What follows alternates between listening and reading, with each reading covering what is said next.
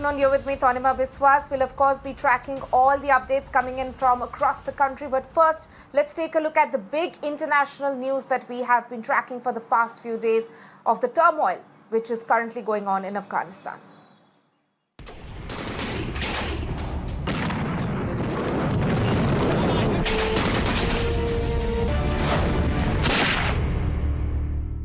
Now, in a major setback to the Afghanistan government, two key cities have been captured by the Taliban in quick succession, almost back-to-back. Mazar-e-sharif, which was seen as a key anti-Taliban stronghold in the northern part of the country, fell to the Taliban late last night. And early this morning, we got the information that Jalalabad, which was also one of the biggest cities in the country, has now been captured by the Taliban. This makes it 26 out of 34 provincial capitals now with the Taliban, and the government, as far as we know, is still preparing a team to carry out fresh negotiations with the Taliban. Qatar has in fact called upon Taliban to adopt a ceasefire. Remember, Doha has been facilitating on and off meetings between the Taliban and the Afghan government, but it's now over 75% of the country of Afghanistan which is under Taliban control. It's only Kabul, the only major city which is with the Afghanistan government, of course the capital city of Kabul, which is still there with the government, but all other major cities have now been captured by the Taliban in quick succession. Two key cities, Mazar-e-sharif and Jalalabad, captured in less than 24 hours.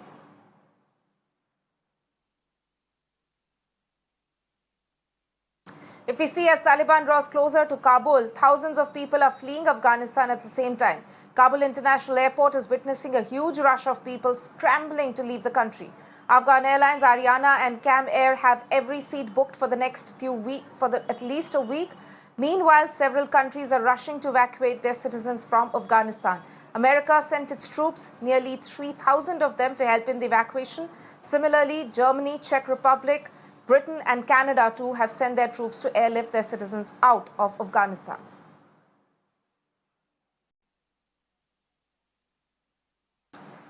So as we can in fact see that Afghanistan is on the boil, and over 75% of the country has now in fact been captured by the Taliban.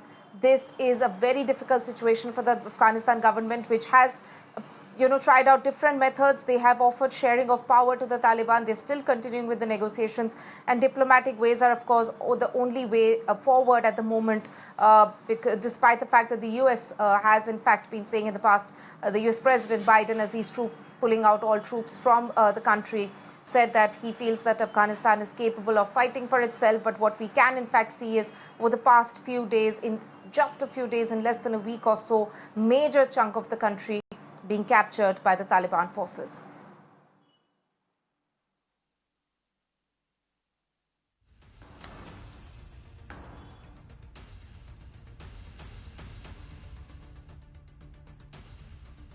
So if you can tell you the latest as we can see. In fact, first, before that, let me go across to Times Network's National Affairs editor, Srinjoy Chaudhary. Srinjoy, a very, very sticky situation for the Afghanistan government.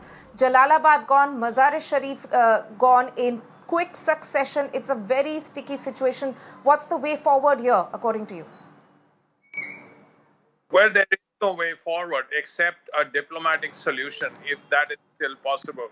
Let's not forget that the Afghan government people and the Taliban are talking with others in Doha. And if there is a solution there, that is the only way out. Militarily, well, the Taliban have been told that, well, if you militarily take over Afghanistan, we will not accept you as a government. But it doesn't seem to bother the Taliban that much.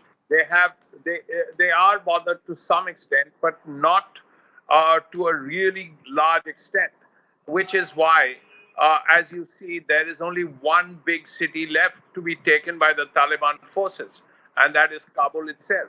And the Afghan forces are battling the Taliban not very far away from the center of the city. So this is a city that is probably surrounded in many ways. We will have to see how the Afghan forces, especially the commandos and others, manage to fight off the Taliban if they can, because this is really the last stand for the Afghan government.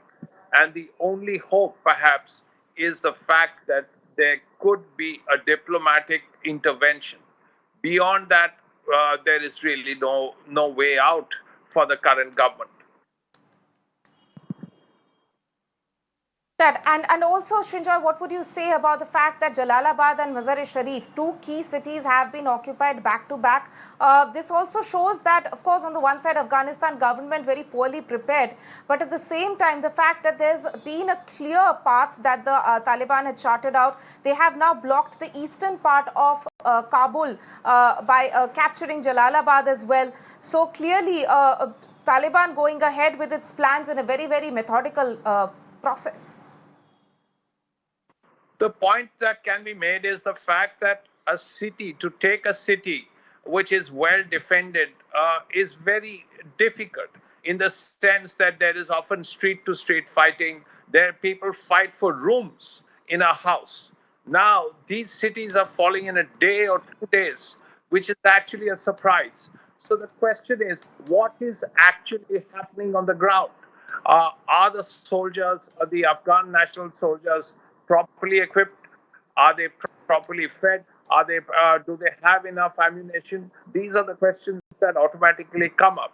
How is it that a city is usually easy to defend, because the defenders know where everything is. They have the opportunity to have build bunkers, to have defensive positions. You have to attack those positions and take them.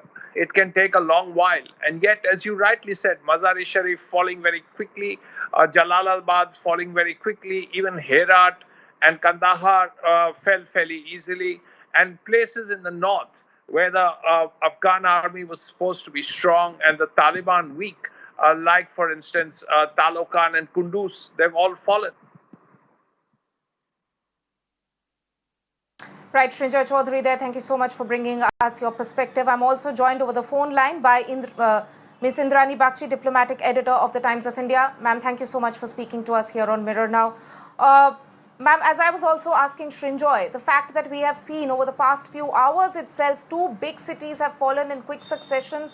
It's very difficult for the Afghanistan government in this situation. Actually, what are you also picking up, ma'am, and what do you think is the way forward now? Is it just a matter of time? Hello, can you hear me? Thank you. Hello? Yes, I can. Please go ahead. Yeah.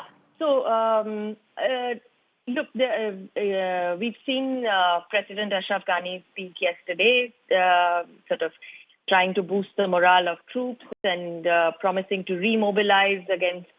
But we are also hearing that there may be in talks with Taliban for a kind of a power sharing agreement or a power sharing arrangement. None of this is confirmed, and none of this is actually built in stone, if you know what I mean, because the situation is so fluid and so dynamic. Things do change. And as Srinjoy very correctly said, it is difficult to hold on to a city. So, yes, the Taliban may have taken the cities. We would like to see how long they can hold on. Holding on, governing, these are all different issues, and that whether the Afghan army fights back to take back these cities, we don't know. So right now, what we are watching is actually a military takeover, a very consistent and systematic military takeover by the Taliban, coming very rapidly, much more quickly than was anticipated. The Afghan government, the Afghan army, all caught unawares, caught off guard, and in many places surrendering without a fight, according to reports. Now, are they going to fight back, or are they going to join up the Taliban? We don't know how this will play out, and my sense is that this will play out over the next few weeks, in fact, few months. Because if you look at it, the U.S. has decided to send in 5,000 troops yesterday to add sort of beef up strength of the Afghan national forces. Whether they might be there just to help evacuate the Americans, but even then they will have, I think they might even have some counter-terror sort of activities. And so that's something that we need to watch for over the next few days to see whether the Americans are helping out with air support, with drone strikes, etc., to stall the Taliban's advance. Now, so that's pretty much where we can. Ma'am, last question to you, Ms. Bakshi. Also, do you see, besides Afghanistan government's own efforts, any other diplomatic negotiations or any other diplomatic efforts which could pay off? We can see that Qatar is, of course, has played a part in the past as well, in the recent past as well, in terms of having or facilitating a dialogue between the Afghanistan government and Taliban. And also the fact that the US and UK are, of course, on the side as well. So do you see any other diplomatic efforts actually paying off in this situation? There are many diplomatic efforts at play. In Qatar itself, there are about 3 dialogues happening. But honestly, if you look at what is happening on the ground, I don't think the Taliban are actually interested in talks at this point, because what they are interested in is military advances to the extent that it becomes irrevocable, that their ascent to power becomes irrevocable. And that is the game that they are playing. So they are stalling for time. They are asking for prisoners to be released. They are asking for Ashraf Ghani to step down. But they are not committing to any actions on their part. And so that has become perfectly clear that this negotiation isn't actually going anywhere. So, and at this point, short of every country sending in troops to stall the Taliban, honestly, there is very little else that the world can do except to say that a Taliban government taken by force will not be recognized. And that is something that you can see everybody saying it, from India to the US to all these diplomatic arrangements. All of them are coming back with one statement, that they would not recognize a Taliban government that is taken by force. But honestly, beyond that, diplomatically, you really diplomatic cannot editor. Yeah. Right, Ms. Bakshi there, Indrani Bakshi, diplomatic editor of Odd Times of India. Thank you so much for joining us.